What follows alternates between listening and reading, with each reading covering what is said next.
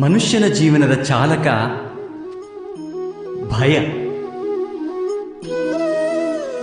ಮನುಷ್ಯ ಯಾವಾಗಲೂ ಭಯದ ಕಾರಣ ಮರೆತು ಬಿಡುತ್ತಾನೆ. ಜೀವನದಲ್ಲಿ ಯಾವ ಮಾರ್ಗಗಳನ್ನು ಆಯ್ಕೆ ಮಾಡಿಕೊಳ್ಳುತ್ತೇವೋ ಆ ಆಯ್ಕೆಯನ್ನು ನಾವು ಭಯದ ಕಾರಣದಿಂದಲೇ ಮಾಡುತ್ತೇವೆ. ಆದರೆ ಈ ಭಯ ವಾಸ್ತವವಾದದ್ದೇ? ಯೋಚನೆ ಮಾಡಿ.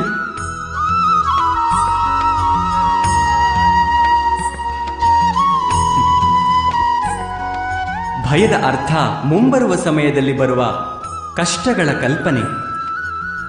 ಆದರೆ ಸಮಯದ ಮಾಲೀಕನಾರು? ನಾವು ಸಮಯದ ಮಾಲೀಕರಲ್ಲ, ನಮ್ಮ ಶತ್ರು ಅಥವಾ ಪ್ರತಿಸ್ಪರ್ಧಿಯೂ ಅಲ್ಲ. ಸಮಯವೆಂಬುದು ಈಶ್ವರನ ಅಧೀನದಲ್ಲಿರುತ್ತದೆ. ಹಾಗಾದರೆ ಯಾರಾದರೂ ನಿಮಗೆ ತೊಂದರೆ ಕೊಡಲು ಕೇವಲ ಯೋಜನೆಯನ್ನು ಮಾಡುವುದರಿಂದ ವಾಸ್ತವವಾಗಿ ಅವನು ನಿಮಗೆ ತೊಂದರೆ ಕೊಡಬಹುದೇ? ಇಲ್ಲ. ಆದರೆ ಭಯದಿಂದ ಕೂಡಿದ ಹೃದಯ ನಮಗೆ ಹೆಚ್ಚು ತೊಂದರೆ ಕೊಡುತ್ತದೆ. ಇದು ಸತ್ಯವಲ್ಲವೇ?